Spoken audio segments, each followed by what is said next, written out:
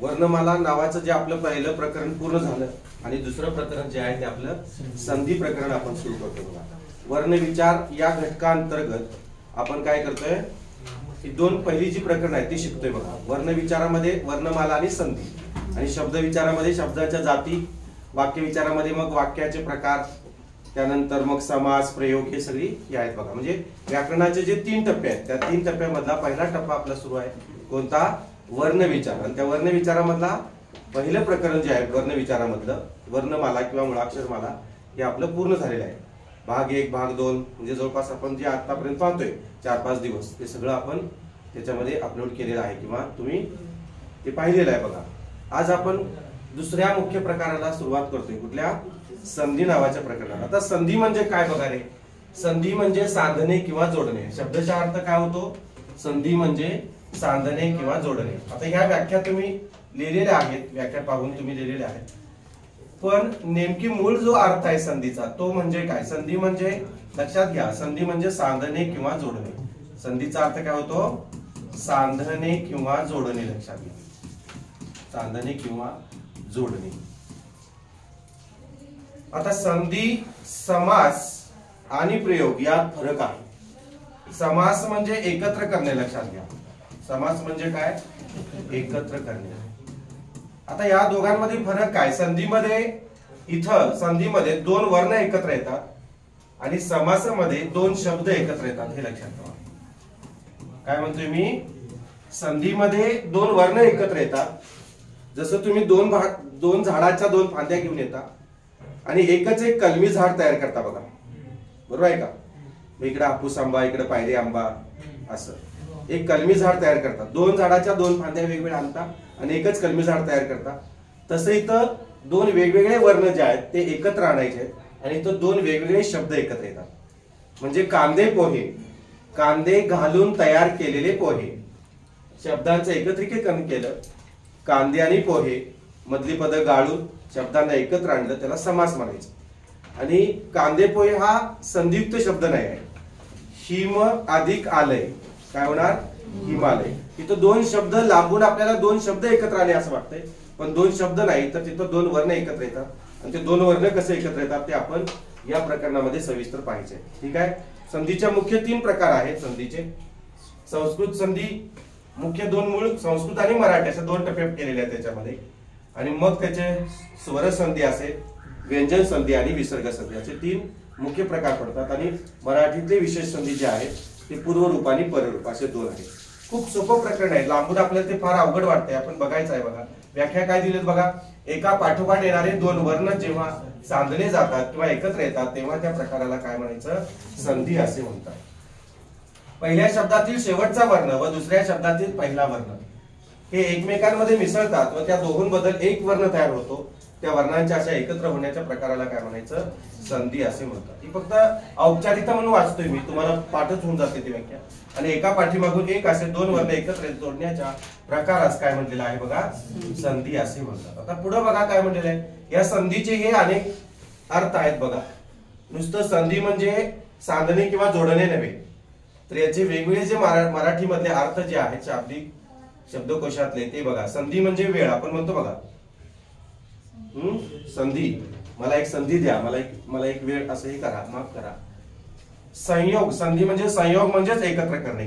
संधी म्हणजे समेट, संधी म्हणजेच मिलाप, संधी म्हणजेच अनुकूल काळ, संधी म्हणजे साधा, संधी म्हणजेच अवकाश आणि संधी म्हणजेच, आता इथं साधा नाही येते, सांधा आहे. लक्षात घ्या काय, सांधा. तिथं ती अनुस्वार द्यायचं राहून गेले मला, सांधा करा.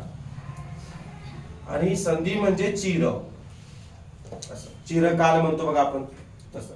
पहिली वेलांटी चिरचा अर्थ वेगळा होतो, दुसरी वेलांटी चिरचा अर्थ वेगळा होतो. पहिली वेलांटी चिर म्हणजे काय सांगितले बघा, सांगा.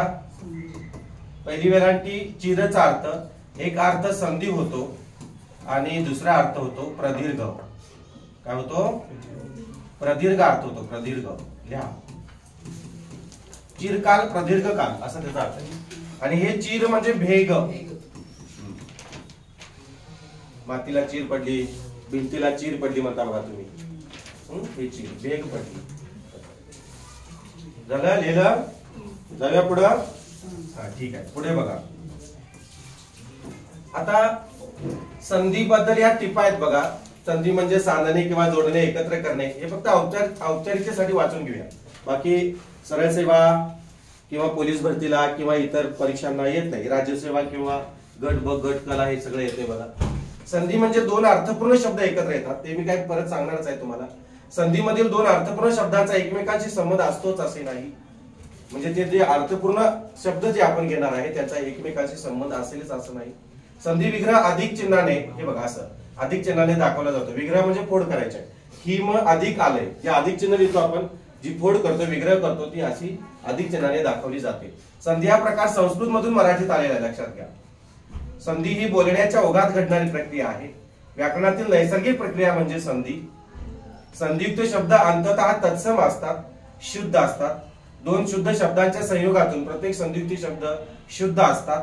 प्रत्यय व उपसर्ग, प्रत्यय पाहिजे तर हे झालेलं आहे, वरती एकार पडलेला आहे, नुसतं प्रत्यय घ्या. व उपसर्ग लागलेले शब्द सुद्धा संधियुक्त शब्द असू शकतात. प्रीती अधिक अर्थ, उपसर्ग असेल किंवा प्रत्यय घटित शब्द असेल ते सुद्धा लागून आपल्याला काय होतात, संधियुक्त शब्द होतात. शिकवत असताना मी तुम्हाला ते कव्हर करेल. प्रीती अधिक अर्थ, माफ करा, प्रीती अधिक अर्थ, अति अधिक अर्थ. अति हा उपसर्ग आहे, सु हा उपसर्ग आहे, अनु हा उपसर्ग आहे. आणि उपसर्ग म्हणजे काय, प्रत्यय म्हणजे काय ते आपण सविस्तर पाहूया. आता इथं राज्यसेवेला किंवा एमपीएससीच्या दृष्टिकोनातून बहिःसंधी आणि अंतःसंधी हा एक भाग विचारलेला आहे परीक्षेला. बहिःसंधी म्हणजे काय आणि अंतःसंधी म्हणजे काय. आता अंतःसंधी म्हणजे काय बघा, प्राथमिक मूळ शब्द जो आहे, फक्त लक्षात घ्या, आपण प्रत्यक्ष मी तुम्हाला व्यवस्थित शिकवणार आहे त्यामुळे कळेल. प्राथमिक मूळ शब्द, हे मूळ शब्द आणि तदनंतर येणारा प्रत्यय, हे बघा आहे ना. अन हा प्रत्यय आहे, ई का हा प्रत्यय आहे, अ का हा प्रत्यय आहे. आता उपसर्ग आणि प्रत्यय याचा आधी फरक तुम्हाला सांगतो. उपसर्ग जे असतात ते शब्दाला आधी जोडले जातात. उपसर्ग म्हणजे काय रे, उपसर्ग याला इंग्लिश मध्ये काय म्हणतात सांगा, प्रिफिक्स म्हणतात. आणि प्रत्यय घटित शब्द जो प्रत्यय असतो त्याला काय म्हणायचं, प्रत्यय घटित शब्द किंवा प्रत्ययाला काय म्हणायचं, सफिक्स म्हणायचं. बघा बरोबर का, जे काय असेल ते बघा, चुकलं तर हे करून घ्या. हा, सफिक्स म्हणजे काय, प्रत्यय ह्या शब्दाच्या नंतर येतो आणि ह्या शब्दाच्या आधी येतो. म्हणजे उपसर्ग हे शब्दाच्या आधी लागतात. उदाहरणार्थ बघा, आता मी जन्म नावाचा शब्द घेतोय, तर जन्म नावाचा शब्द, त्याला मी आ प्रत्यय जोडला, आधी आधी प्रत्यय जोडला की त्याला उपसर्ग घटित म्हणायचं. इन इंग्लिश जसं आपण म्हणतो बघा, एबल शब्द आहे तर अनकाउंटेबल, काउंट शब्द आहे, अनकाउंट किंवा काउंटेबल म्हणतो आपण, नंतर प्रत्यय लावला काउंटेबल. अन जोडलं की काय होतंय, अनकाउंटेबल.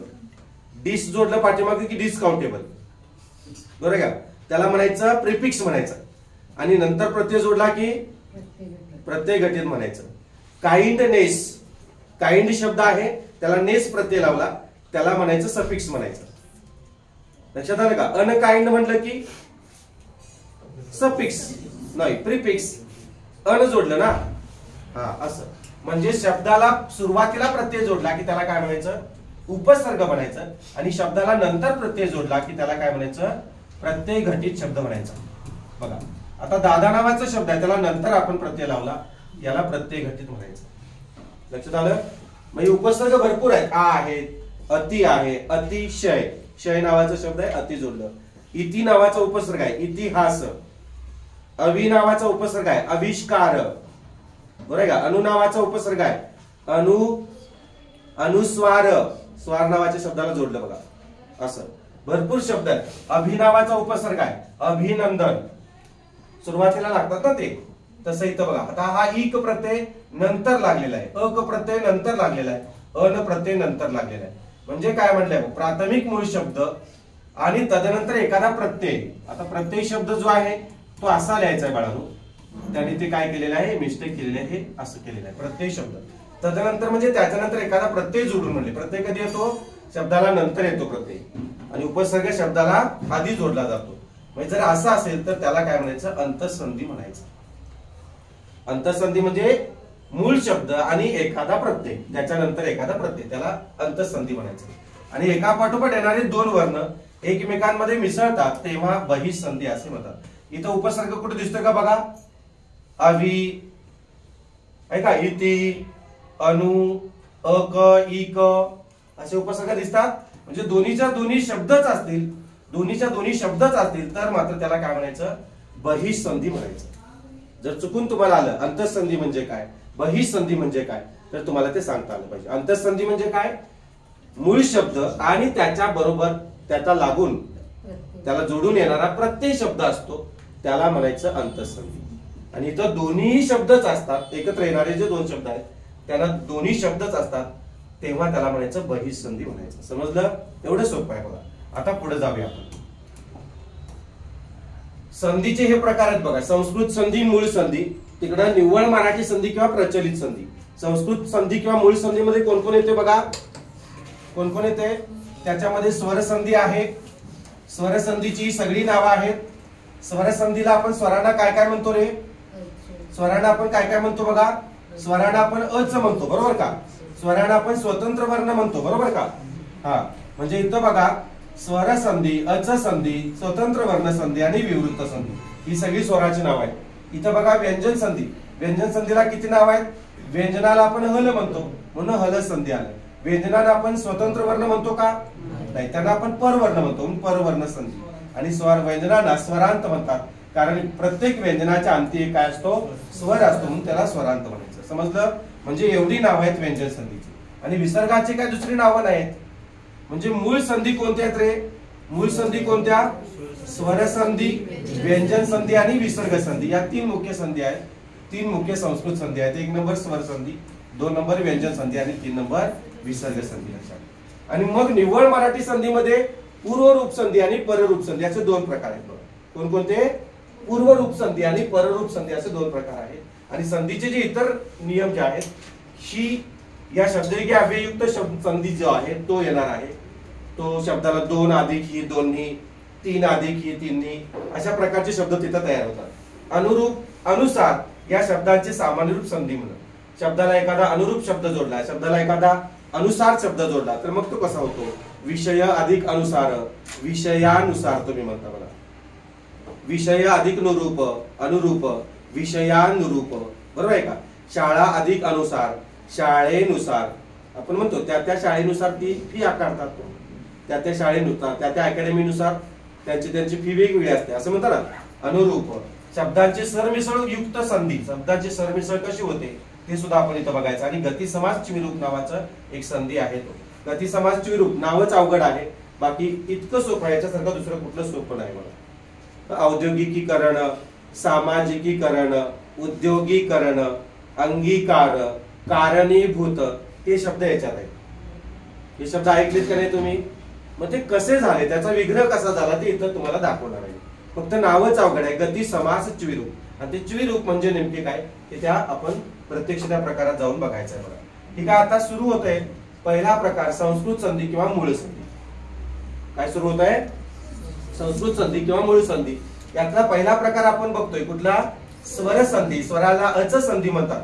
आता परीक्षेला पूर्वी तुम्हाला नुसतं स्वर संधी विचारत होते, आता स्वर संधी विचारणार नाही. तर अच संधी ओळखा असे येते, कारण परीक्षेला येऊन गेलेला आहे आणि मुलं फसलेले बाळांनो, फार मुलं फसलेले. अच संधी ओळखा. एकदा हल संधी ओळखा. पहिल्यांदा राज्यसेवेला प्रश्न आला, हल संधी ओळखा. मुलांना आलंच नाही, जमलंच नाही ते. हल म्हणजे काय कळालं नाही. हलंत म्हणजे काय रे, व्यंजन. मग त्यांनी हलंत संधी असं म्हटलं नाही, हल संधी म्हटले नाही. म्हणजे काय, व्यंजन संधी ओळखा. आता व्यंजन संधी ओळखा म्हटलं तर राज्यसेवेची मुलं ती पटकन क्षणार्धात ओळखणार हो. त्यांना त्यांनी काय केलं, हल संधी ओळखा. मग मुलांना माहितच नव्हतं हल म्हणजे नेमकी काय, म्हणून पोरांनी ते लिहिलंच नाही. येत असताना उत्तर साधं सोपं उत्तर होतं, पण कोणी लिहिलंच नाही. का, निगेटिव्ह मार्किंग सिस्टीम असते. चुकीचं उत्तर लिहून चालत नाही, पॉइंट 25 जातात एका ह्याच्यासाठी. बरोबर आहे. 4 प्रश्न चुकले तुम्हाला 1 मार्क कट होतो. काही वेळेला 3 प्रश्न चुकले तर 1 मार्क कट होतो. लक्षात. त्यामुळे निगेटिव्ह मार्किंग सिस्टीम तिथं असते. इथं सरळ सेवेला, पोलीस भरतीला, शिक्षक भरती असेल, वनसेवा असेल, इतर ज्या परीक्षा त्यांना होत नाही. लक्षात, निगेटिव्ह मार्किंग सिस्टीम नसते. तुम्ही कोणताही एक अंदाजे गोळा ठोकला तुम्ही तरी चालू शकते, बरोबर येईल किंवा चूक येईल. बघा आता बघा, स्वर संधीलाच काय म्हणतात, अच संधी किंवा स्वतंत्र वर्ण. स्वतंत्र का वर्ण म्हटलेला आहे, स्वराची व्याख्या काय की ज्या वर्णांचा उच्चार स्वतंत्रपणे करता येतो की नाही येत, करता येतो त्याला स्वर संधी असे म्हणतात, बरोबर का? त्याला स्वर असे म्हणतात, म्हणून स्वराला स्वतंत्र वर्ण म्हटलेले आहे. आणि विवृत्त का? स्वर उच्चारत असताना मुख विवर कसे असते? उघडे असते. विवृत्त म्हणजे उघडे. लिहून ठेवत चला, जे नवीन आले त्यांनी त्या त्या अक्षर त्यातल्या शब्दाचा अर्थ लिहित चला. विवृत्त म्हणजे उघडे. स्वर उच्चारत असताना मुख विवर जरासं काय असतं? उघडं असतं, मग त्याला विवृत्त संधी म्हणायचं. आणि मग या स्वर संधी कोणत्या आहेत? एका पाठोपाठ येणारे दोन वर्ण काय असणार आहेत? स्वरच असणार आहेत. व्यंजन संधीमध्ये काय होणार आहे? एका पाठोपाठ येणारे दोन वर्ण व्यंजन असू शकतात किंवा पहिला वर्ण व्यंजन आणि दुसरा स्वर असू शकतो. विसर्ग संधीमध्ये कसं होईल? एका पाठोपाठ येणारे दोन वर्ण, पहिला विसर्ग आणि दुसरा स्वर किंवा व्यंजन असं.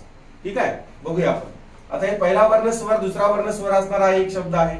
ही मालिकाने तुम्हाला हे उदाहरण दाखल दिलेलं आहे. कसं होतंय, काय होतंय ते आपण सविस्तर इथं पाहणार आहोत. बघा आता आदेश म्हणून स्वर संधीतला एक हे आहे आदेश नावाचा. एका वर्णाची जागा जेव्हा दुसरा वर्ण घेतो तेव्हा त्या प्रक्रियेला आदेश असे म्हणतात. आदेशाला अनुसरून स्वर संधीचे 5 प्रकार पडतात. स्वर संधीचे डायरेक्ट प्रकार नाहीत, तर ते आदेशाला अनुसरून प्रकार आहेत. आणि मग आदेश म्हणजे नेमके काय? की एका वर्णाची जागा जेव्हा दुसरा वर्ण घेतो तेव्हा त्याला काय म्हणायचं? आदेश म्हणायचं. समजा रोहित शर्मा इंजुर्ड झाला तर तो काय करतो? दुसऱ्या खेळाडूला आदेश देतो की मी थोडा वेळ रिटायर होतो आणि तू काय कर, येऊन माझ्या जागी खेळ. मग तो खेळाडू दुसरा काय करतो? त्याची जागा स्वीकारतो. तुम्ही क्रिकेट बघत असताना झालंय बघा, आणि मग नंतर तो जरा बरा झाला एक तासाभरानंतर की मग परत तो खेळायला आतमध्ये येऊन उतरतो, बरोबर का? तर ते आदेश म्हणायचा. म्हणजे इथे एक वर्ण काय करायचा? दुसऱ्या वर्णाला आदेश देतो.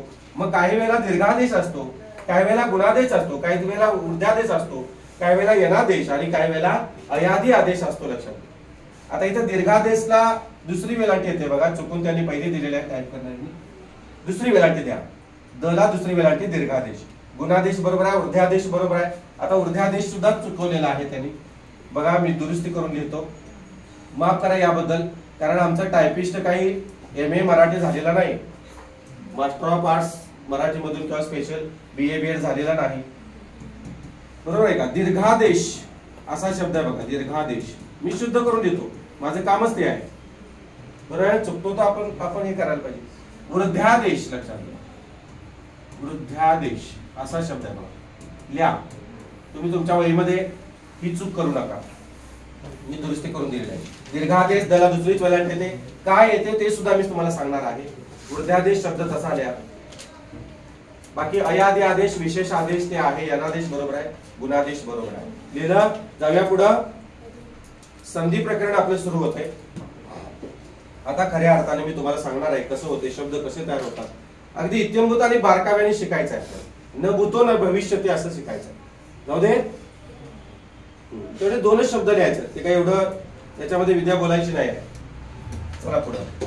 आता बघा पहिला दीर्घादेश मधला आपण पहिला प्रकार बघतोय बघा, सजातीय किंवा सवर्ण. दीर्घादेश मधला पहिला सजातीय किंवा सवर्ण किंवा दीर्घत्व किंवा दीर्घादेश आहे का? दीर्घादेश आले बघा पुढे, स्वर संधी. आता सजातीय म्हणजे काय मला सांगा? सजातीय स्वर किती आहेत रे? सजातीय स्वरांच्या जोड्या किती? 3. कोणकोणत्या? अ आ बरोबर आहे, अजून उ ऊ आणि ई ई, बरोबर का? सजातीय स्वरांच्या 3 जोड्या आहेत. अ आ बरोबर आहे ना, ई ई आणि उ ऊ, बरोबर ना? हा. आता हे बघा, ही सजातीय स्वरांची जोडी आहे का हो? नाही. याला काय म्हणायचं? विजातीय. मराठीमध्ये 3च सजातीय स्वरांच्या जोड्या आहेत, बाकीच्या सगळ्या विजातीय आहेत. सजातीय म्हणजे काय रे? एकाच ध्वनी केंद्रातून उच्चार होणाऱ्यांना काय म्हणायचं? सजातीय म्हणायचं. एकाच ध्वनी केंद्रातून. कंठ असेल तर कंठी वर्णातून. अ आ कंठी आहे, ई ई तालव्य आहे. अ कंठी आणि ई तालव्य असेल तर ते विजातीय होते, बरोबर आहे का? पाटील पाटील शुभ विवाह म्हटलं की सजातीय. पाटील कांबळे म्हटलं की अशुभ विवाह. कोयतो कुराडे बाहेर म्हणजे तो विजातीय. येते का लक्षात? हा. सवर्ण म्हणजे काय? एकाच वर्ण व्यवस्थेत. वर्ण किती आहेत? ब्राह्मण, क्षत्रिय, वैश्य आणि शूद्र. 4 वर्ण व्यवस्था आहेत. ब्राह्मणांची मुलगी क्षत्रियांच्यात नाही, क्षत्रियांची शूद्रांच्यात नाही चालत, लव्ह मॅरेज मध्ये चालते. ठीक आहे. सवर्ण म्हणजे एकाच वर्ण व्यवस्थेतले म्हणजे सजातीय. दीर्घत्व. आता दीर्घत्व शब्द तसाच का लिहिला? म्हणजे द ला दुसरीच वेलांटी का लिहिली? किंवा हा एकच त आणि व का, हे सगळं तुम्हाला इथं पाहायला मिळणार आहे. कारण दोन त आणि व असणारे शब्द सुद्धा आहेत. आता उदाहरणार्थ बघा, महत्व नावाचा जो शब्द आहे त्याला दोन त आणि व येते बघा. महत्व असेल, सत्व असेल, तत्व असेल, व्यक्तिमत्व असेल, विद्वत्व असेल, असे 4 ते 5 शब्द आहेत त्यांना दोन त आणि व येते. बाकीचे सगळे जे असतात, दीर्घत्व असेल, जडत्व असेल, कर्तृत्व, दातृत्व, मातृत्व, पितृत्व, भातृत्व, प्रधानत्व, गौणत्व, असमानत्व, समानत्व, जडत्व, हे सगळे शब्द एकच त आणि व येतात. आणि मग ते का बाकीचे शब्द जे आहेत ते एकच त आणि व का येतात, आणि ह्या महत्वाला दोन त आणि व का येते, ते सगळं आपल्याला याचा कार्य-कारण संबंध जो आहे, पाठीमागचं कारण सुद्धा या प्रकरणात तुम्हाला पाहायला मिळणार आहे. शुद्धलेखन प्रकरण जे आहे ते निम्म या प्रकरणामध्ये कव्हर होते बाळांनो. 50% शुद्धलेखन कव्हर होते शुद्धलेखन नावाचं प्रकरण. आता वर्णमाला नावाच्या प्रकरणामध्ये एक शुद्धलेखनचा भाग घेतला होता आपण, आठवतंय का तुम्हाला? अक्षर नावाचं जे शिकवत असताना आपल्या आवाजाच्या किंवा ध्वनीच्या खुणा, मग खला मी पहिला उकार दिला आणि खला दुसरा उकार देऊन खूण खूण हे शिकवलं बघा तुम्हाला, बरोबर आहे का? मग पहिला उकार का, दुसरा उकार का होतो. मराठीमध्ये अंतिम ध्वनी जर दीर्घत्व नसेल, अकारांत असेल तर पाठीमागचा ध्वनी दीर्घ होतो. पुढे आघात आला, दीर्घत्व आलं तर पाठीमागचा ध्वनी काय होतो? रस होतो. शिकवले ना? म्हणजे तिथे एक आपण नियम घेतलेला आहे, फक्त तो ओघवता पाहिलेला आहे. पुढं मराठी शब्दामध्ये आता चूक नावाचा शब्द आहे, चूक काय होणार आहे? चूक नावाचा शब्द आहे बघा, पुढे दीर्घत्व आहे का? अकारांत आहे, तर पाठीमागचा ध्वनी काय झाला? दीर्घ झाला. समजा मी म्हटलं की तू फार चुका करतो, तर काय झालं बघा, इथं पुढे दीर्घत्व आलं, पाठीमागचा उपांत्य ध्वनी काय झाला? ऱ्हस्व झाला. हे त्या नियमात मी फक्त सांगितले, तुम्हाला लिहून दिलेलं नाही. येते का लक्षात? जिथं जिथं संदर्भ येईल तिथं मी सांगत जाईन नियम कसे आहेत, काय आहेत, आणि मग आपण एक सलग ते प्रकरण घेऊया. ठीक आहे? चालेल ना? किंवा मग तुम्हाला त्या त्यावेळी लिहून हवे असेल तर त्या त्यावेळेला मी ते काय करेन? लिहून देईन. एक सलग झालेलं बरं पडतंय, फक्त इथं संदर्भाने आलं तेवढंच मी सांगत जाईन. ठीक आहे? आता बघा, दीर्घादेश स्वर संधी म्हणजे काय की बघूया आपण. दोन सजाती स्वर एका पुढे एक आले असतात, त्यांचा संधी होऊन त्या दोघांबद्दल त्या जातीतील दीर्घ स्वर येतो, त्याला सजाती किंवा सवर्ण किंवा दीर्घादेश स्वर संधी असे म्हणतात. आता उदाहरणार्थ काय आहे बघा, सूर्य अधिक अस्त. बघा पहिलं उदाहरण मी काय घेतलेलं आहे? सूर्य अधिक अस्त. आता लक्ष द्या, आता इथं मी सूर्य अधिक अस्त असं घेतलेलं आहे. संधी म्हणजे काय म्हटलेलं आहे? दोन वर्ण एकत्र करायचे, या दोन शब्दांना एकत्र करायचं नाही आहे. या दोन शब्दांना जर एकत्र केलं तर काय होईल रे? सूर्यस्त होईल. काय होईल? सूर्यस्त असं होईल. मग सूर्यस्त असा शब्द आहे का? असा नाहीच आहे. तर काय होईल रे सांगा बघू? तुम्ही तोंडी सांगितलं सूर्यास्त होणार, पण नेमकी तो सूर्यास्त होणार आहे का किंवा सूर्यास्त होणार आहे हे आपल्याला इथं आता इत्थंभूतपणे पाहावं लागणार आहे, स्पष्टीकरणादाखल पाहावं लागणार आहे. आणि मग सूर्यास्त शब्द का झाला, सूर्य शब्द असाच का लिहिला किंवा अस्त शब्द असाच का लिहिला, हे सुद्धा इथं पाहणं गरजेचं आहे. नाहीतर उगाच कुठं मी, काही लोक काय करतात, सूर्य नावाचा शब्द असा लिहितात, काही लोक आस्था असा लिहितात. तर बाळांनो, आस्था असा हा शब्दच नाही आहे आणि हा सुद्धा शब्दच डिक्शनरीत नाही आहे. फार चुकीचा शब्द आहे हा, लक्षात ठेवा. आता तुम्ही म्हणाल मग सर याच्या पाठीमागे कारण काय? सूर्यला याला दुसराच उकार का, याला इथं अच का? तर याच्या पाठीमागे कोण आहे? शुद्ध लेखनाचे नियम आहे. आणि याच्या पाठीमागे शुद्ध लेखनाचा नियम आहे र. बघा लक्ष द्या, र किंवा रफाराच्या अलीकडील अक्षर काय असते? बहुधा दीर्घ असते. र किंवा रफार हा काय आहे रे? रफार म्हणतात त्याला, डोक्यावर जे असं असते त्याला रफार म्हणायचं. र असेल किंवा रफार असेल त्याच्या अलीकडील अक्षर काय असते? ऱ्हस्व असते. आता उदाहरणार्थ बघा, समीर, पुढे र आला, दुसरी वेलांटी. लक्ष द्या, बारकाव्याने लक्ष द्या. लिहायचं आपल्याला सगळं, पण आधी समजून घ्या. मी तुमचा पाया पक्का करतो, नंतर तुम्हाला हे बाकीचे शब्द तुम्ही स्वतःहून लिहिणार. सुरुवातीला समजून घ्या, एवढं सोपं नाही आहे. समीर, अमीर, सुधीर. बघा कुठली वेलांटी येते बघा, हा, धूर, पूर आहे ना, चीर. आता चीर हा जो शब्द आहे तो अर्थभेद करणार आहे. पहिली वेलांटी पण आहे, दुसरी वेलांटी पण आहे. अर्थभेद करणारे शब्द असतील तर ते त्याच्या अर्थानुसार लिहायचे. भिंतीला चीर पडली तर चीर आहे, तर दुसरी वेलांटी लिहायची. हे सगळं चिरकाल टिकणार आहे तिथं दुसरी वेलांटी लिहून चालेल? हे सगळं भेग टिकणार आहे असं होईल, हे सगळं भेग पडणार आहे असं होईल. बरोबर आहे का? पहिली वेलांटी दिली, दुसरी वेलांटी दिली तर जे अर्थभेद करणारे शब्द आहेत त्याच्या अर्थानुसार लिहायचं. सूत, पहिला उकार सूत, दुसरा उकार सूत, त्याचे अर्थ बदलतात. पीक, पहिली वेलांटी पीक, दुसरी वेलांटी पीक, त्याचे अर्थ बदलतात. शिला नावाचा शब्द आहे, पहिली वेलांटी शिला, दुसरी वेलांटी शिला, त्याचे अर्थ बदलतात. बरोबर आहे का? मी सगळं सांगणार आहे, सगळं तुम्हाला यामध्ये व्याकरणामध्ये सगळं इत्यंभूत होणार आहे. भरपूर शब्द आहेत. पूजा नावाचा शब्द आहे बघा, पहिला उकार पूजाचा अर्थ वेगळा होतो, दुसरा उकार पूजाचा अर्थ वेगळा होतो. आणि मग पूजा पाटील कुठली वेलांटी देते आणि त्याचा अर्थ काय होतो हे आपण इत्यंभूत बघायचं आहे. शिला, शिला काळे, शिला पाटील, शिला ती वेलांटी कुठली देते आयुष्यभर आणि असते कुठली हे आपण प्रत्यक्ष इथं व्याकरणात पाहायचं आहे बघा. तुम्हाला सगळं पाहायला मिळेल. काय म्हटलं मी, इथंपर्यंत आपल्याला यायचं आहे. र किंवा रफाराच्या अलीकडील अक्षर काय असतं रे? दीर्घ असतं. म्हणजे बघा, धूर, पूर, समीर, सुधीर, अमीर आहे ना, आमिर खान, दुसरीच वेलांटी येणार. कबीर, बरोबर आहे की, कबीरांचे दोहे. तर हे झालं रच. आता रफाराच्या अलीकडील अक्षर काय असते? बहुधा म्हटलेलं आहे. बहुधा या शब्दाचा अर्थ काय रे? बहुधा म्हणजे 100% नव्हे, 99% थोडक्यात. म्हणजे त्याही नियमाला काय असणार आहेत? अपवाद असणारे शब्द. म्हणजे पहिला उकार, पुढे रफार आहे पण पहिला उकार असणारे पण शब्द असणार आहेत. बरोबर आहे ना? प्रत्येक नियमाला, प्रत्येकाला काही ना काहीतरी अपवाद असतात. आता बघा, बहिर्द्वार असा एक शब्द आहे बघा, बहिर्द्वार, बहिर्मुख, बहिर्मुख, बहिर्वक्र. आता हे जे शब्द आहेत, बहिर्वक्र, पहिली वेलांटी आली बघा. मग तुम्ही म्हणाल सर इथं तुम्ही सांगताय की रफाराच्या अलीकडे अक्षर दीर्घ असते, ही तर पहिली वेलांटी आहे. म्हणजे असे काही शब्द आहेत की ते काय आहेत? अपवाद आहेत. ते प्रत्यक्ष आपण नियमात पाहूया. पण एवढं फक्त इथं लक्षात ठेवा की र किंवा रफाराच्या अलीकडील अक्षर काय असतं? दीर्घ असतं बघा. सूर्य, र आलं की काय करायचं? दुसरा उकार द्यायचा किंवा दुसरी वेलांटी द्यायची. कीर्तन, किर, हे बघा, कीर्तन. तू धूर्त आहेस, तू मूर्ख आहेस. मूर्ती, बघा, र किंवा रफाराच्या अलीकडील अक्षर काय असतं? दीर्घ असतं बघा. आहे का दीर्घ? आहे का दीर्घ? आहे का दीर्घ? आहे का? हा, हे असं आहे. मग आता बघा, सूर्य शब्द समजला. स्वला दुसरा उकार का आला? नियम काय सांगतोय? र किंवा रफाराच्या अलीकडील अक्षर काय असते? रस्व असते. काय असते? दीर्घ असते. आणि जर दीर्घ रस्व लिहिला तर काय होईल? तुमचं उत्तर चुकणार. बरोबर आहे का? आता अस्त नावाचा शब्द, हे समजलं का तुम्हाला मॅडम? सगळ्यांना समजलं का रे? मी असं का लिहिलं, सूर्य असंच का लिहिलं, समजलं?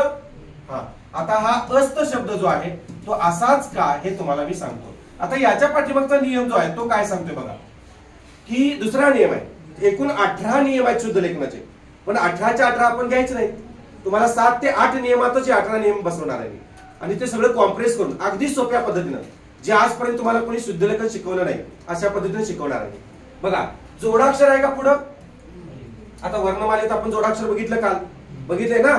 जोडाक्षर म्हणजे काय? जोडाक्षर म्हणजे काय? दोन व्यंजन आणि वय, असं सांगतो. दोन किंवा अधिक व्यंजन प्रथम एकत्र येऊन त्यात एक स्वर मिसळला गेल्यास काय होते? काय होते?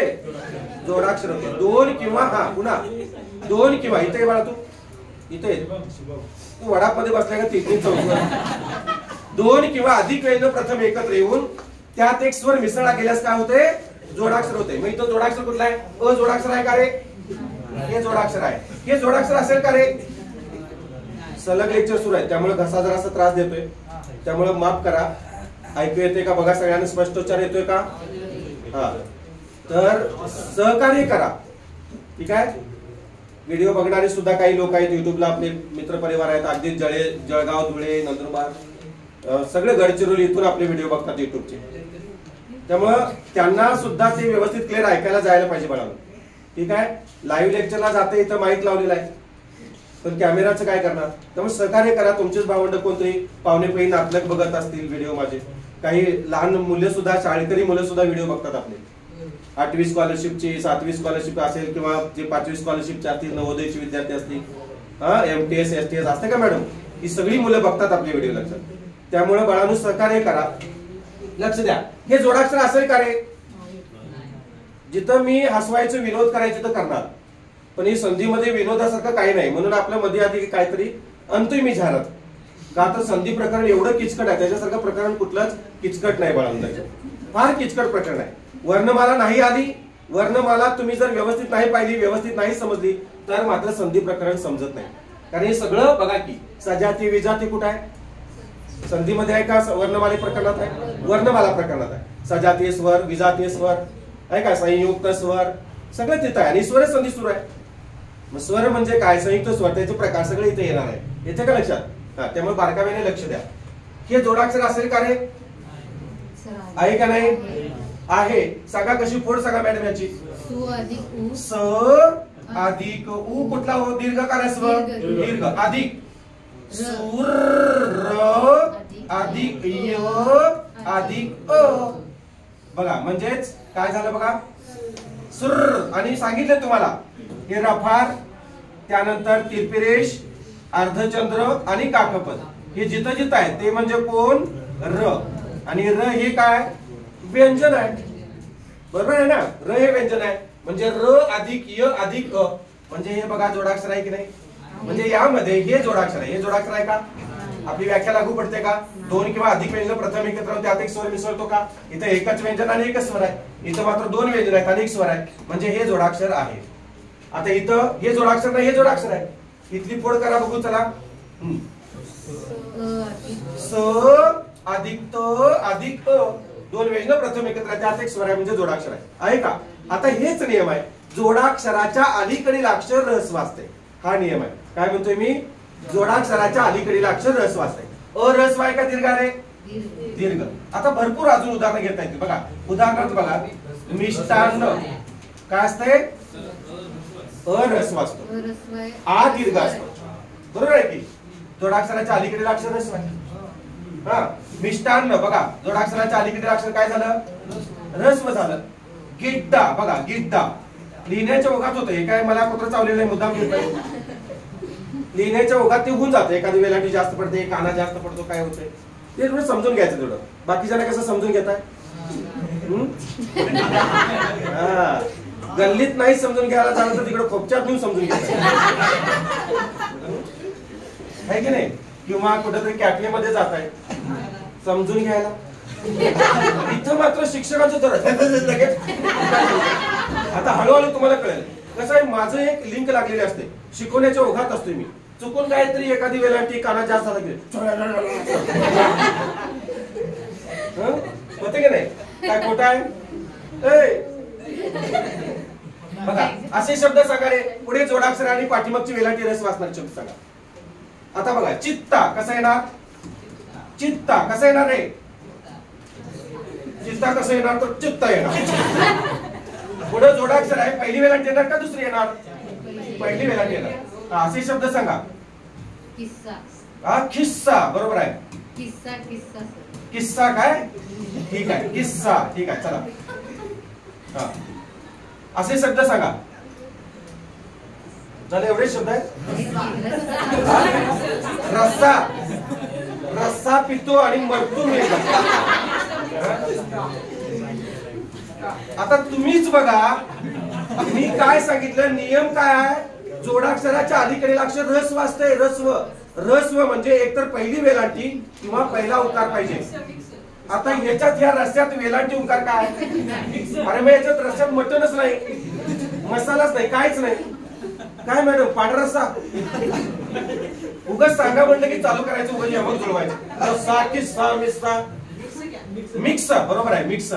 हा, फिक्स. आता यमकच जुळवणार तुम्ही. अजून काय ना? जरा बघ रे, काय म्हणतात मॅडम? योगेश, विशाल, असे शब्द सांगा. अरे इंग्लिश शब्द सांगू नका रे, लय रिस्की घेतोय मग मी. हिस्सा बरोबर आहे. अजून सांगा. गिड्डा, चित्ता, पिस्ता बरोबर. पिस्ता बरोबर आहे.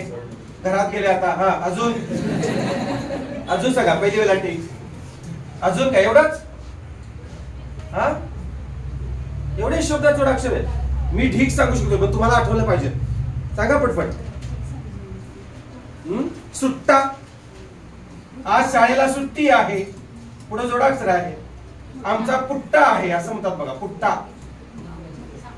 बुट्टी आहे का, बुट्टी शब्द कसा आहे ना, सुट्टी, सिट्टी असं यमकच जुळवताय तुम्ही.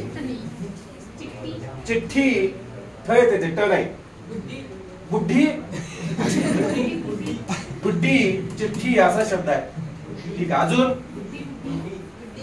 आता इकडे लक्ष द्या, हे सगळं येते तुम्हाला. घरी जाऊन बुड्ढी बुड्ढी काय करायचे करा, बुड्ढी म्हातारी काय करायचे करा. जोडाक्षराच्या अलीकडील अक्षर ह्रस्व असते मान्य. हा, आता आपण चुकतोय कसं बघा. आपण लिहिताना काय लिहितोय, आज तर लिहितोय. आपण लिहिताना अण्णा लिहित नाही, आपण लिहिताना काय लिहितोय, अण्णा लिहितोय. आपण लिहिताना आप्पा लिहितोय, आप्पा लिहितोय. आपण आप्पाचा विषय लय हार्ड आहे. जीर्ण अष्टत्र कोणाचे, गाडी एक्साइज गाडी कोणाची आहे बघा. हा, जरा साईडला लावतो बाळा. आप्पा शब्द असा लिहितो आपण. त्यानंतर बघा, अव्वा शब्द आपण अव्वा असं लिहितो. पण हे बरोबर आहे का रे, हे साप चुकीचं आहे, लक्षात घ्या. तर कसं पाहिजे, पाहिजे कसं सांगा. हे शब्द कसे पाहिजेत, अस्त, अन्न, अप्पा, अव्वा. तुम्ही काय म्हणता, अव्वा, तर ते अव्वा असं म्हणायचं. काय म्हणायचं. आता इकडे लक्ष द्या, आणखी एक शब्द सांगतो तुम्हाला. आपण काय म्हणतो रे, अभ्यास म्हणतो आपण, अभ्यास. या अभ्यास चूक असते, तर कसं असते, अभ्यास असते बघा. अभ्यास केलास का असं समजतंय का, अभ्यास असते. आपण म्हणतोय काय, अभ्यास. जोडाक्षराच्या अलीकडील अक्षर ऱ्हस्व असते, हे ऱ्हस्वच यायला पाहिजे. पण या नियमाला सुद्धा काही शब्द अपवाद आहेत बाळा. तुम्ही म्हणाल की सर हे असंच असतंय का, जोडाक्षराच्या अलीकडील अक्षर ऱ्हस्व असते का, किती सोपं आहे हे. पण त्यालाही काही शब्द अपवाद आहेत बाळा. आता उदाहरणार्थ बघा, सितकार नावाचा शब्द असेल, सितकार, जोडाक्षर आहे पुढं, तर दुसरी वेलांटी आहे. परीक्षा नावाचा शब्द आहे बघा, परीक्षा. पुढं क्ष जोडाक्षर आहे की नाही, क्ष जोडाक्षर आहे की नाही. क्ष मध्ये क अधिक श अधिक आ, दोन व्यंजन प्रथम एकत्र आहे, त्यात एक स्वर आहे. त अधिक क अधिक आ, दोन व्यंजन प्रथम एकत्र, त्यात एक स्वर आहे. रला दुसरी वेलांटी येणार. परीक्षा, परीक्षण, हे जे शब्द आहेत बघा. तीक्ष्ण नावाचा शब्द आहे बघा, तीक्ष्ण नावाचा शब्द. तीव्र नावाचा शब्द बघा. हे सगळे शब्द जे आहेत ते काय येतात, दुसऱ्याच वेलांटीत येतात. पुढे जरी जोडाक्षर असलं तरी ते काय होतात, दुसऱ्याच वेलांटीत येतात. येथे समजते तुम्हाला, काय समजलं, लक्ष द्या. काय समजलं, जोडाक्षराच्या अलीकडील अक्षर ऱ्हस्व असते. आणि हे जे काही मी शब्द लिहिले ते काय, त्याला अपवाद आहे, त्या नियमाला बसत नाही. आणि मग कोणते शब्द अपवाद, हे शब्द का अपवाद आहेत, ते सगळं मी तुम्हाला यामध्ये सांगणार आहे. ठीक आहे. परीक्षण रे असं आहे, ते परीक्षण आहे. सांगताना म्हणताना मी परीक्षण म्हणलो, लिहिताना परीक्षाच लिहिलं. तुझं लक्ष आहे का बघितलं. चला बघा. आता सूर्य अधिक असतं, आपण सोडवून घेऊया. हे सूर्य अधिक असतं कसं झालं, हे सोडवून घेऊया आपण. बघा समजलं तुम्हाला, असतं का असं लिहिलं. इथं अंतिम ध्वनी काय रे, अ. सूर्य, अ अंतिम ध्वनी आहे. इथं काय बघा, अ आहे. हे दोन सजाती आहेत का विजाती आहेत, सजाती. दोन सजाती स्वर एका पुढे एक आली असता त्यांचा संधी होऊन त्यांच्या जातीतला दीर्घ स्वर होतो. यांच्या जातीतला दीर्घ स्वर कोणता, आ. बघा आता कोण कोण निघून गेलं, अ निघून गेला का, याच्यामध्ये सूर्य मधला अ निघून गेला. मग कोण अर्ध पडलं सांगा, पटकन सांगा, कोण अर्ध पडलं, सूर का सूर्य, सूर्य अर्ध पडलं म्हणजे हल स्वरूपात आलं. हे पूर्ण स्वरूपात आहे, हे हल स्वरूपात आलं. आणि अधिक चिन्हाच्या पलीकडे कोण आहे, स्त आहे. बरोबर का. म्हणजे आता मला सांगा, यामध्ये काय करायचं, या दोघांना काय करायचं, सांधायचं आहे.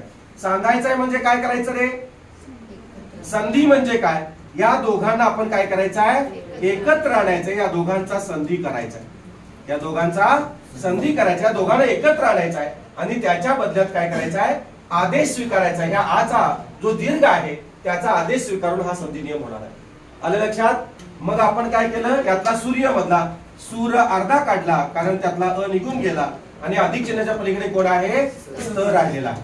आता हा आ कोणाला पूर्ण करणार रे, कोणाला पूर्ण करणार, यला. म्हणजे कसं होईल, या कानात जाणार बघा. आ म्हणजे एक काना, बरोबर ना.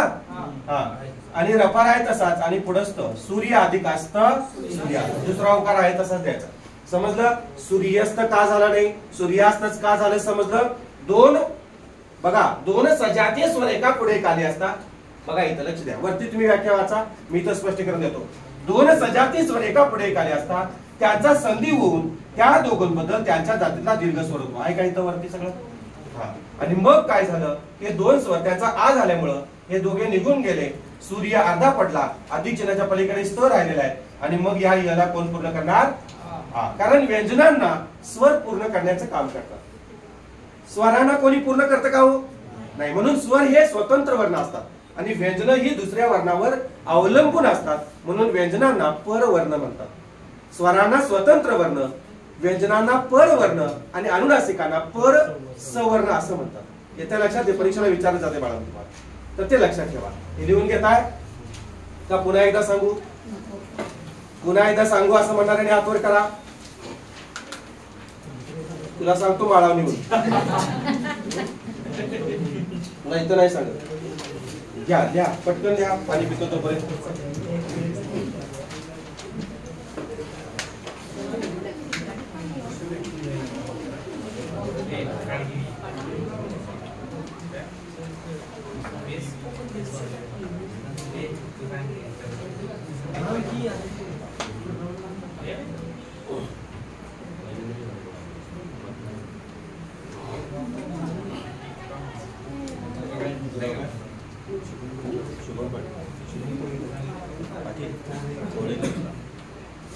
गेला. अरे एवढं लिहायला किती वेळ लावतोय सांगा. सगळंच लिहायचं आहे. कुठलं सगळं लिहायचं आहे. व्याख्या तुम्हाला या आधीच टाकलेली आहे बाळा. हा ठीक आहे. ते पाठीमागचं लिहायला तेवढ्या पानं सोडा, तेवढे ओळी सोडा. सोडलेत का पानं, नाही सोडल्या, ठीक आहे राहू दे, नंतर लिहून घ्या, काही हरकत नाही. मेन हे आहे ते पाठीमागचं टिपा पिपा गरजेचं नाहीत, पण पाहिजे असतील तर तुम्हाला लिहा तुमच्यासाठी. राज्यसेवा एमपीएससी ची मुलं जे आहेत ती लिहून घेतील टिपा. हा ठीक आहे. चला पुढचा वर्ण बघूया, पुढचा शब्द बघूया. दोन वर्ण एकत्र आलेत की नाही बघा. दोन वर्ण एकत्र आले. समासामध्ये दोन वर्ण एकत्र येतात. दोन शब्द एकत्र घ्यायचे आहेत, कांदे आणि पोहे. कांदे पोहे का असं म्हणता तुम्ही. काका काका मला कांदे घालून तयार केलेले पोहे द्या एक प्लेट असं म्हणतात. डायरेक्ट काय म्हणता तुम्ही, कांदे पोहे. बाबा बाबा सूर्य अधिक अस्त झाला असं म्हणतात. बाबा बाबा सूर्यास्त झाला. लक्षात. संधीमध्ये दोन वर्ण एकत्र येतात आणि समासामध्ये दोन शब्द एकत्र येतात. हे का सांगतोय मी, परीक्षेला हे असलंच येते बाळा. लक्षात आलं का. जाऊया पुढं. अप्पा ठीक आहे चला. आता दुसरा बघा, हिम अधिक आलय. कुठला आहे बघा, हिम अधिक आलय. चला हिम. सूर्य या शब्दाला समानार्थी शब्द मी नंतर सांगणार आहे. सूर्याला समानार्थी शब्द कोणते आहेत, किती आहेत, कसे आहेत आणि परीक्षेला कुठे विचारतात हे सगळं मी त्या वेळेला सांगेन. हिम अधिक आलय. आता आलय या शब्दाचा अर्थ मी, हिम आणि आलय या शब्दाचा अर्थ मी इंट्रोडक्शनला सांगितलेला आहे. सांगा बघू, आलय म्हणजे काय हे, घर, आणि हिम म्हणजे बर्फ. आता लक्ष द्या, आपण टिपेमध्ये एक शब्द वाचला होता बघा, एक वाक्य वाचलं होतं की संधीमध्ये दोन अर्थपूर्ण शब्द एकत्र येतात. दोन अर्थपूर्ण शब्द घ्यायचे. समजा तुम्हाला परीक्षेत संधियुक्त शब्द विचारला, सूर्यास्त विचारला, लक्ष द्या, सूर्यास्त शब्द विचारला तर चार पर्याय असणार आहेत. अ ब कडे हे जे पर्याय तुमचे असणार आहेत त्या अ ब कडे पर्यायामध्ये काय असणार आहे, काय असणार आहे, सु अधिक यास्त रियास्त असा असणार आहे. बघा लक्ष द्या, सु अधिक अस्त असा असणार आहे. सूर्य असा असेल, सूर्य अधिक स्त असेल आणि सूर्य अधिक अस्त असा असेल. बघा आपल्याला काय करायचं आहे, फोड करून घ्यायचं आहे. आता समजा आणखी एक मी हे करतो, इथं सूर्य असं लिहितो, सूर्य अधिक अस्त करतो.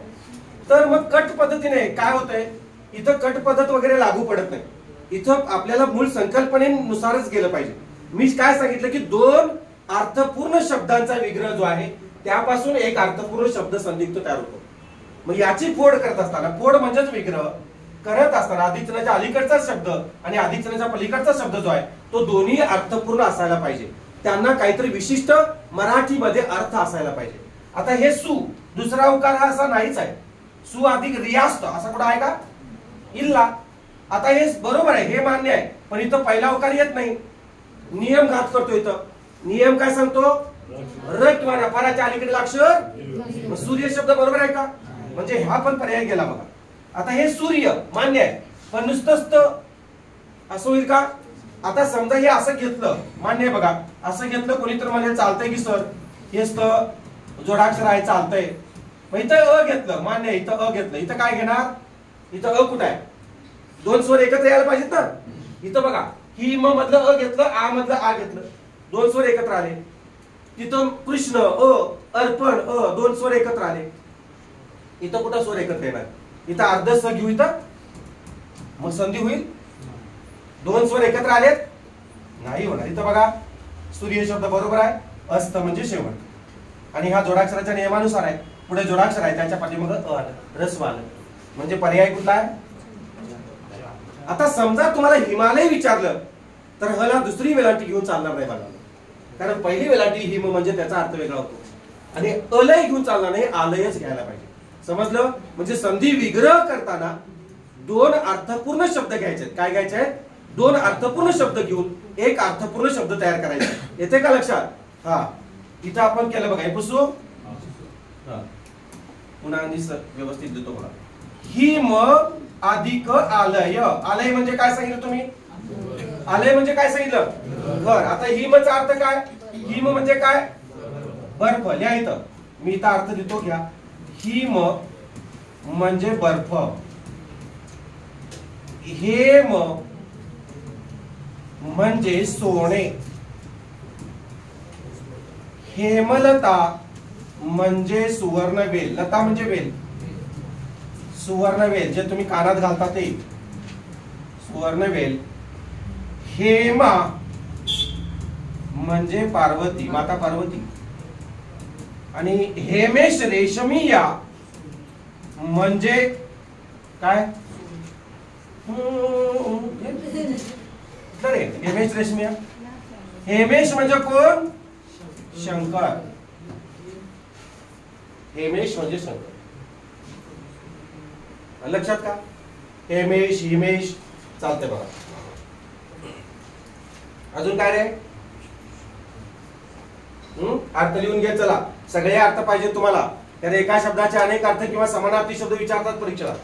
ठीक आहे, हे पुसू नको नको. मग काय पुसू? झालं का? अरे ती पहिली दुसरीची मुलं सुद्धा याच्यापेक्षा फास्ट लिहून घेतात. हा, चला बघा काय सांगितलंय शब्द? हिम अधिक आलय. हिम म्हणजे काय? बर्फ. आलय म्हणजे काय? घर. चला, अंतिम ध्वनी काढा. इथं अंतिम ध्वनी काय आहे? इथं काय आहे? हा. दोनच सजाती आहेत का विजाती आहेत? त्यांचा संधी होऊन त्यांच्या जातीला दीर्घ होणार, बरोबर का? त्यांच्या जातीला दीर्घ होणार, होणार की नाही? हा. कोण निघून गेलं? आ निघून गेला. याच्यात म मधला अ निघून गेला. कोण राहिला आता? हिम अर्ध राहिलं बघा, आणि ल एक राहिलेला आहे. मान्य आहे? आता आ कुणाला पूर्ण करणार? मला. म्हणजे कसं होणार? हिमालय म्हणजे बर्फाचं घर. हिमालय हा एक बर्फाचं घर आहे. हिम अधिक आलय, हिमालय. झालं? घ्या लिहून. आपण पुढचा घेऊया. पटपट पटपट घ्या. दोन वर्ण एकत्र कुठले आले त्यात? दोन वर्ण कुठले आले ते एकत्र? अ आणि आ. अ आणि आ यांना सांधलेला आहे आपण, आणि त्याचा दीर्घत्व स्वरसंधी प्रमाणे काय केलेला आहे? हा केलेला आहे. येते लक्षात? समजतंय? हिम अधिक आलय, हिम अधिक आलय, हिमालय. हिमालय आलं तर काय येणार? हिम अधिक आलय. ह्याला पहिलीच वेलांटी यायची. समजलं? पुढं पुसू. कृष्ण अधिक अर्पण घ्या. चला, कृष्ण अधिक अर्पण हे एवढे घेऊया आणि थांबायचं आपण. कृष्ण अधिक अर्पण, कृष्ण अधिक अर्पण. आता लक्ष द्या रे, विसर्गाच्या अलीकडील सॉरी रफाराच्या अलीकडील अक्षर काय असते? दीर्घ असते, बरोबर का? मग हा शब्द अपवाद आहे की नाही बघा. अर्पण असा शब्द असतो का रे? आपण म्हणतो ना, म्हणतो आपण अर्पण करून टाकलं म्हणतो, अर्पण म्हणतो आपण, पण अर्पण शब्द नसतो बाळा. तर काय असतो तो? अर्पण शब्द. म्हणजे आपल्या रफाराच्या नियमाला हा शब्द काय झाला? अपवाद झाला. आणखी एक सांगतो, तो रपाराचा झाला, पण जोडाक्षराच्या अलीकडील अक्षर काय असते रे? दीर्घ असते का ऱ्हस्व असते? पुढे जोडाक्षर असते की वेलांटी घाबरते आणि पाठीमागे येते, किंवा ऱ्हस्व होते, उकार ऱ्हस्व होतो. मग बघा जोडाक्षराच्या अलीकडील अक्षर काय? ऱ्हस्व आहे. समजतंय का? म्हणजे एक नियम काय होते? अपवाद ठरतो, आणि एक नियम काय करतो? योग्य ठरवतो. लक्षात. दुसरा नियम काय म्हटलं की जोडाक्षराच्या अलीकडील अक्षर काय? ऱ्हस्व, म्हणजे लागू पडते की नाही. आणि रपाराच्या अलीकडील अक्षर दीर्घ असतं, त्याला अपवाद आहे, जोडाक्षराला योग्य आहे. समजलं? अर्पण शब्द असंच लिहायचं. मी हे मुद्दाम सांगतोय बाळांनो, मला काय कुत्र चावलेलं नाही. का सांगतोय? कारण परीक्षेला तुम्ही हे चुकवून येत आहे. कारण 4 पर्याय बघितले की कसं असते 4 पर्याय, सगळं आपल्याला योग्यच वाटते की नाही. चीनच्या मुलींसारखं, चीन मधल्या मुली 4 मुली एकत्र राहणार, काय फरक पडत नाही, एकसारख्याच दिसतात. आपल्या 4 मुली बघा वेगळ्या दिसतात की नाही. हा, तसं पर्यायामध्ये काय होते बाळांनो, सगळंच आपल्याला योग्यच वाटतंय. लक्षात. अ ब क ड योग्यच वाटायला लागते. हा पण पर्याय योग्य वाटतोय, हा पण वाटतोय सगळं. पण हे समजून जेव्हा घेताय तेव्हा अचूक उत्तर क असेल किंवा ब असेल, अचूक उत्तरापर्यंत आपण पोहोचू शकतो. समजलं का? म्हणून सांगितलं की अर्पणच घ्यायचं, अर्पण घ्यायचं नाही. कारण आयुष्यात आपण याकडे कधीच लक्ष दिलं नाही. कधी बघितलंय का आज आहे का तिथं अ आहे? कधी हेतुपूर्वक बघितलंय? ही मला पहिलीच वेलांटी आहे का दुसरी आहे का पहिली आहे? कधी बघितलंय नाही. समजते का बाळांनो? म्हणून हे सांगतोय मी तुम्हाला. ठीक आहे, पुढे बघा. का इथं अंतिम ध्वनी काय रे? इथं इथं कोण आहे? एकर देऊ नको. बरोबर आहे का? 2 सजाती आहेत का विजाती आहेत? त्यांचा सण देऊन त्यांच्या जातीतला दीर्घ होणार. अ निघून गेलं, कृष्ण मधला निघून गेला. कोण अर्ध पडलं? कृष्ण अर्ध पडलं. बरोबर आहे का? अधिक चिन्हाच्या पलीकडे कोण राहिलं? पण राहिलेला आहे. आ कोणाला पूर्ण करणार? न ला. म्हणजे कसं होणार? कृष्णार. हे बरोबर आहे का? बरोबर आहे नाही. कोणाच्या डोक्यावर आहे तो? पच्या डोक्यावर आहे. कृष्णा, आपण कृष्णाला पूर्ण केलं रे. हे बघा केलं का? आणि पच्या डोक्यावर आहे तसं द्यायचं, नाही तर चुकून काय कराल? नच्या डोक्यावर द्या. ज्याच्या डोक्यावर आहे तो देऊन टाकायचं. हे जसं आहे तसं पुढे लिहायचं ते अधिक चिन्हाच्या पलीकडे, त्याला बदल करायचा नाही. हे अर्ध आहे त्याच्यामध्ये तो बदल करायचा संपला विषय. कृष्ण अधिक अर्पण, कृष्ण अर्पण. पुसू पुसू का? हा, पुढे बघा. सूर अधिक असूर आहे बघा. सूर अधिक असुर. लक्ष द्या, लिहित लक्ष द्या. सूर अधिक असुर. इथं अंतिम ध्वनी काय रे? इथं अंतिम ध्वनी इथं काय बघा? अ आहे. 2 सजाती आहेत का विजाती आहेत? त्यांचा सण देऊन त्याच्या जातीला काय होणार? दीर्घ स्वर होणार. बरोबर आहे का? कोण निघून गेलं? अ निघून गेला. सूर मधला अ निघून गेला. सूर अर्धा पडला का? सूर अर्धा पडला बघा. बरोबर का? आणि अधिक चिन्हाच्या पलीकडे सूर. आ कोणाला पूर्ण करणार? र ला. म्हणजे कसं होणार? सुरा सूर असं होणार बघा. सुरा सूर. आता मग सूर, पहिला उकार सूर म्हणजे काय आणि दुसरा उकार सूर म्हणजे काय? इथं सूरच का लिहिला, पहिलाच उकार का लिहिला हे मी तुम्हाला सांगणार आहे. हे लिहून घ्या. तोपर्यंत मी इथं लिहितो.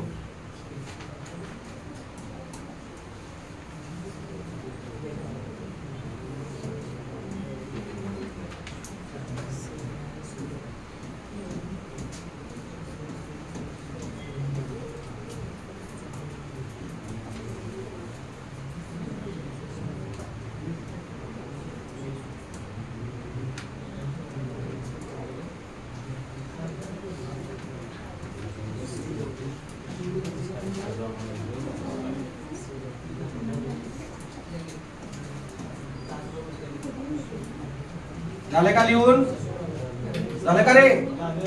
बघा लक्ष द्या इकडं. पहिला उकार सूर म्हणजे काय? दुसरा उकार, पहिला उकार सूर म्हणजे काय? दुसरा उकार सूर म्हणजे काय? पहिला उकार असुर म्हणजे काय? दुसरा उकार असुर म्हणजे काय? हे आपल्याला बघायचं. बघा सूर, पहिला उकार सूर म्हणजे काय रे? सगळा काय? आवाज का देव? देव. पहिला उकार सूर म्हणजे देव आणि दुसरा उकार सूर म्हणजे आवाज किंवा ध्वनी. लिहून घ्या. आवाज किंवा ध्वनी. सगळं वहीमध्ये आलं पाहिजे तुमच्या. एक संधीतला एक प्रश्न तुमचा गेला तर मला विचारायचं, फोन करायचं डायरेक्ट, सर मला आलं नाही. एकही प्रश्न घालवत नाही तुमचा. आउट ऑफ देणार, आउट ऑफ. फक्त व्यवस्थित बघायचं, लक्षपूर्वक ऐकायचं, ध्यान द्यायचं, कंटिन्यू बघायचं. असुर. आता पहिला उकार असुर. अ म्हणजे काय रे? नाही. अ म्हणजे काय? नाही किंवा नसणे. आता हा देव नाही म्हणजे कोण हा? हा देव नाही म्हणजे दैत्य, याला म्हणायचं दैत्य किंवा दानव. दानवा वेगळं आणि दानव वेगळं. दानव म्हणजे राक्षस आणि दानवा म्हणजे गांडूळ. दानव म्हणजे कोण? दानव म्हणजे राक्षस आणि दानवा म्हणजे गांडूळ.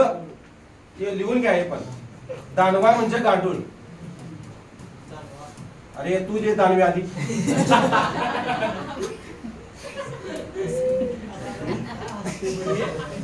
दानवाड नावाचं गाव आहे आपल्या इकडे, आहे का? म्हणजे ते गांडुळाचं गाव पडतं. दानवा म्हणजे गांडूळ. हो, तुम्हाला माहितीये का? आम्ही लहानपणी काय करायचो? मासे पकडण्यासाठी दानव धरायला जायचो. होय होय सांगितलं बरं नाहीस? दानवा खत प्रकल्प माहितीये तुम्हाला? म्हणजेच गांडूळ खत प्रकल्प. ठीक आहे, आता चला लक्ष द्या इकडे. सांगा रे, आता असुर म्हणजे काय सांगा, पटकन सांगा. अ म्हणजे नाही, दुसरा अवकार सूर आवाज नाही, मग बेसूर लिहूया का इथं? नाही, शब्दशः अर्थ घ्यायचा नाही. असुर म्हणजे रक्त. असुर म्हणजे काय? रक्त. किंवा अशुद्ध सुद्धा म्हणतात त्याला. अशुद्ध सुद्धा म्हणतात. लक्षात, अशुद्ध म्हणजे रक्त. लिहून घ्या. रक्तासारखंच काढूया आपण जरा त्याला. केलं तुझी पण लावून करतो. अरे तुझी वही म्हणतोय मी. लाल करायला झालं? लक्षात आलं? ठीक आहे. आता मध्य अधिक अंतर तुम्ही करायचं. पुसू का? मध्य अधिक अंतर तुम्ही करा. चला, मध्य अधिक अंतर तुम्ही सोडवा. बघूया फळ्यावर कोण सोडवणार आहे? फळ्यावर येणार आहे का कोण? फळ्यावर नाही तर स्टेजवर. मध्य तांतीन दोन्ही काय? इथं अम येणार की अ येणार रे? इथं जर अम घेतलं तर हे दोन स्वजातीय स्वर आहेत? नाही, स्वराद्य आहे का? स्वर आहे, स्वराद्य आहे. त्यामुळे अम येणार नाही. तर काय येणार इथं? अ येणार. हा कोणाचा असतो रे? पुढच्या वर्णाचा असतो ना, त्यामुळे हे इथे येणार नाही. दोन सजातीय स्वर एका पुढे खाली, त्यांचा संधी होऊन त्यांच्या जातीतला दीर्घ होणार. बरोबर आहे का? अ निघून गेलं, अनुस्वार तसाच राहिला. मध्य मधला अ निघून गेला, मध्य अर्ध पडलं. बघा, पडलं का? आणि अनुस्वाराच्या अलीकडे पलीकडे काय राहिले? अनुस्वार. अधिक चिन्हाच्या पलीकडे अनुस्वार आणि तर राहिले. मग आता बघूया. मध्यला आ पूर्ण करणार. आ म्हणजे एक काना, म्हणजे कसं होणार? मध्या अनुस्वार कोणावर होता? अ वर होता. अ कोणामध्ये आहे? आ मध्ये, म्हणजे इथं आहे. आणि तर पुढे आहे तसं. तच्या डोक्यावर अनुस्वार आहे का? त्यामुळे देऊन चालणार नाही. इथं द्यायचा मध्यांतर. मध्य अधिक अंतर, मध्यांतर. इथं लक्षात. अजून भरपूर उदाहरण आहेत. भरपूर उदाहरण आहेत, पण आता दुसऱ्या लेक्चरची वेळ झालेली आहे, त्यामुळे आपण इथं थांबूया. उद्याच्या तासाला आपण हे काय करायचं आहे? इत्यंभूत आणि सविस्तर घ्यायचं. समजा तुम्हाला वाटलं घरी सोडवावं तर हे घरी सोडवून आणा. उद्या व्यवस्थित आपण बघूया. म्हणजे असेच का शब्द आहेत? शुभाधिकारम, श्रद्धांजली, कार्यारंभ, पूर्व ईश्वराला पहिला चुकार का, विद्या अधिकारंभ, दुःख अधिकारत, कटाक्ष यातले अर्थ. दीप शब्दाला दुसरीच वेलांटी का, शुभ आशीर्वाद शब्दाला दुसरीच वेलांटी का, बरोबर आहे का? दर्भ अधिक आसन म्हणजे काय, मिष्ट अधिक अन्न, गंगा अधिक, हे सगळं आपण शुद्ध लेखन पाहत त्यांचे अर्थ पाहत आपण हे शिकायचं आहे. ठीक आहे, थांबूया आपण. सगळ्यांचे मनपूर्वक आभार. शुभ दिवस. काही शंका असेल तर कमेंट करा किंवा मेसेज करा मला. ठीक आहे, धन्यवाद.